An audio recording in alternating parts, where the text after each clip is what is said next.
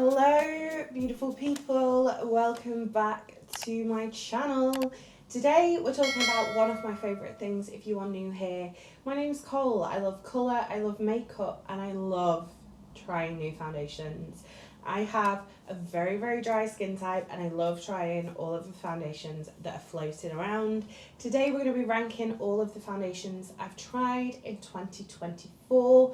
Luckily for you guys, there's a lot less than there was last year. I will link last year's ranking foundations video down below. I struggled with this one, to be honest. There's a couple that I've tried that I haven't loved for various reasons, but there's also some really great foundations, and especially my top three I really struggled with this year. But without further ado, let's get straight into it. There might be a couple of things I don't mention in here that you might be expecting. I'm not going to talk about the Charlotte Tilbury foundation stick because, quite frankly, I use it as a primer, so it feels like it doesn't fit in here. And if I have missed anything, sorry about that. I'm just not... It's hard to keep track. I'm going to try next year to actually write everything out kind of as I try things, but we'll see how that goes. So without further ado, let's get into it. We've got 13 foundations to rank today. Coming in at number 13, I don't actually have this one anymore. I actually recently decluttered it. It's the e.l.f. CC Camo Cream. I've passed this on to somebody else.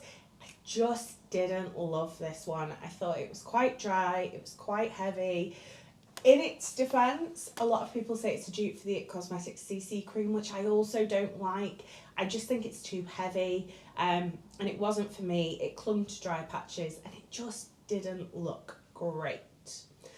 Coming in at number 12, I actually forgot to mention this one in my disappointing products of 2024.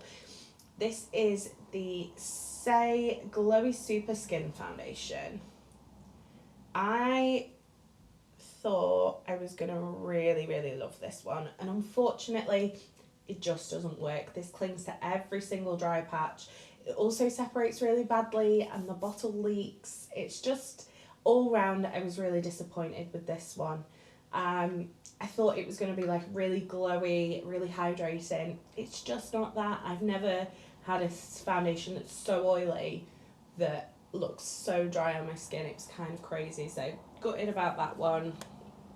Then I did mention this one in my disappointing products.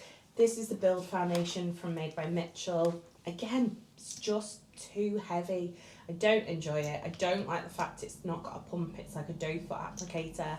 I will use this, but for me, I tried it in the summer, it didn't work for me. I've tried it since then, kind of throughout the seasons. It just doesn't work. It doesn't particularly look overly dry.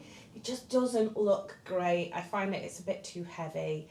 I'm definitely more into like a very like settling down and looking quite natural foundation these days. Right, coming in at number 10. I don't dislike this foundation, but I was disappointed by it. I mentioned this again in my disappointing products. It's the Patrick Ta, ridiculously long name foundation, what you call Major Skin Hydra Luxe Luminous Skin Perfecting Foundation. This is 52 pound a bottle, I think. It just doesn't look good. I really thought, I watched loads of reviews on it because it was really expensive. Everybody with oily skin said it was way too hydrating. So I thought, I'm going to love this one, without a doubt. No, it's just not for me. It still looks dry, and I don't know how. I just find this one clings really badly to my nose. It looks really beautiful on my cheeks and my forehead, but on the nose, it's not a good look. And I was really gutted because I thought I was going to love this after watching everybody's reviews. Okay, we're getting into stuff that I didn't dislike. It's just not as high up the list. The Vive Skin Nova, great everyday complexion balm, really lovely. I bought a bit darker of a shade and I really enjoy the shade. I like the fact it's in a squeezy tube. It just makes everything very convenient. It's just not mind-blowing. Everything from here down I do like.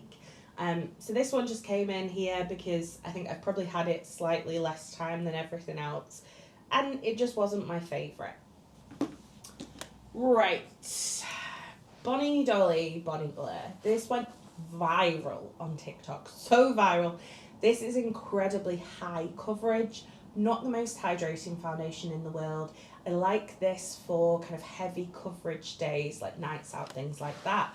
But when I kind of compared it to the other foundations I use, like that, sort of my Lancome Teint Idol or the Gucci one, it's not quite there. I really like it. I find the shade range very confusing. This is BB12, which is a little bit light for me.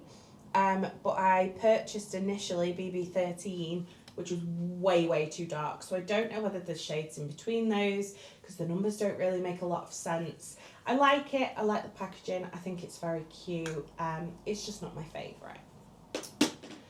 Okay, coming in at number 7, very basic one. This is the Made by Mitchell Truth Tint. I really like this.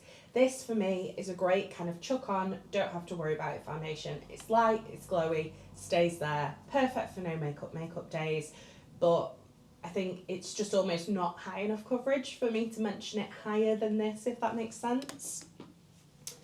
Okay, number 6. This is the HMB Luminous Soft Focus Airbrush Foundation. Reminds me very much of the Bonnie Dolly. It's just a little bit more hydrating.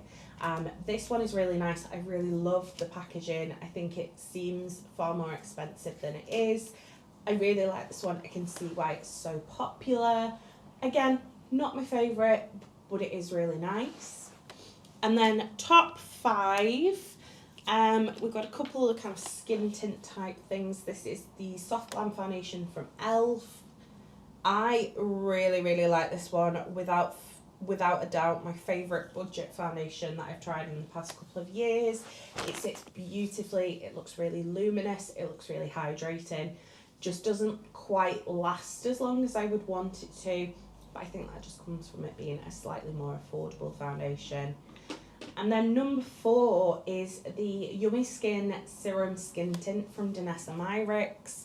I do like this better than the actual foundation. This one's really lovely, feels very hydrating, really smoothing, really colour correcting. The only thing with this one is this is shade number 1, it's just too light. So I don't use it as much as I should, but I really like the formula. And even though it's too light, it doesn't really emphasise any dryness.